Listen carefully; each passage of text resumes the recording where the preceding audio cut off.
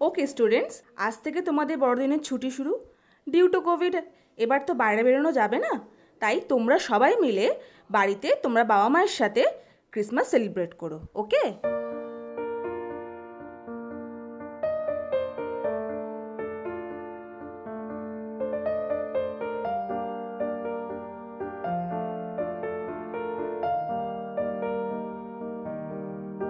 আজ থেকে তোমাদের বড়দিনের ছুটি শুরু। ডিউ টু কোভিড এবার তো বাইরে বেরোনো যাবে না, তাই তোমরা সবাই মিলে বাড়িতে তোমরা বাবা মায়ের সাথে ক্রিসমাস সেলিব্রেট করো।